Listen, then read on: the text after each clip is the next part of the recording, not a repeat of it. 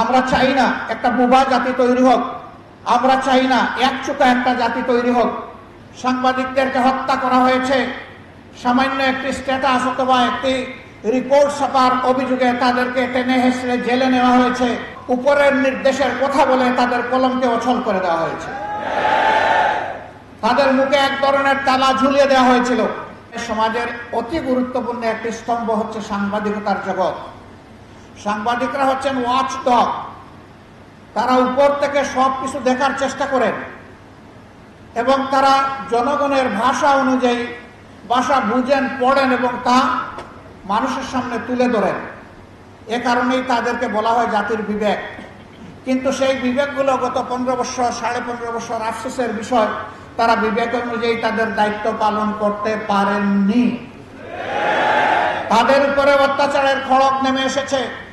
সাংবাদিকদেরকে হত্যা করা হয়েছে সামান্য একটি স্ট্যাটাস অথবা একটি রিপোর্ট ছাপার অভিযোগে তাদেরকে টেনে হেসড়ে জেলে নেওয়া হয়েছে। জাতির বিবেককে কারাবন্দী করা হয়েছে। তাদেরকে হুমকি ধমকির মধ্যে রাখা হয়েছে। অদৃশ্য উপরের নির্দেশের কথা বলে তাদের কলমকে অচল করে দেওয়া হয়েছে।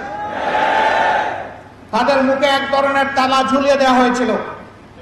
5 তারিখের পর থেকে হাতের কলম মুক্ত হয়েছে, মুখের তালাও সরে গিয়েছে। আমরা চাই যে এটা যেন, এই মুক্তি এবং তালা সরে যাওয়া এটা যেন চিরদিনের জন্য হয়।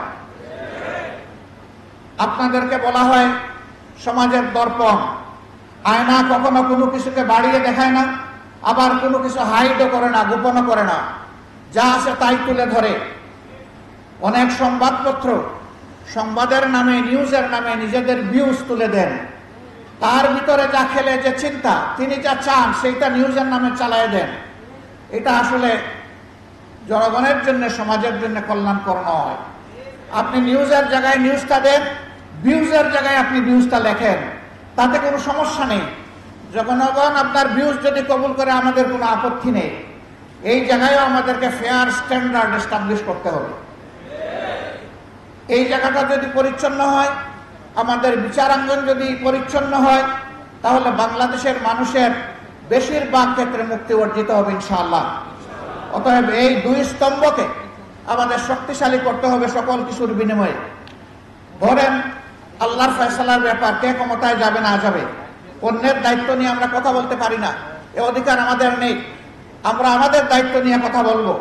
এ কাজের জন্য যদি রাব্বুল আলামিন আমাদেরকে কবুল করেন, জনগণের হাত যদি আমাদের দিকে সম্প্রসারিত হয়, আমরা আপনাদেরকে কথা দিচ্ছি, আমরা আপনাদেরকে আহ্বান জানাচ্ছি, সেই দিন আপনারা যা বুঝেন আপনারা স্পষ্ট কণ্ঠে বলবেন, মুক্ত হাতে লিখবেন, আমাদের তীর্যক সমালোচনা করবেন এবং দেশাত্মবোধ নিয়ে আপনারা সেই সমালোচনা করবেন। আমরা সেই সমালোচনাকে আমরা আহ্বান জানাই, আমরা ওয়েলকাম করি। আমরা চাই না একটা বোবা জাতি তৈরি হোক, আমরা চাই না একচোখা একটা জাতি তৈরি হোক।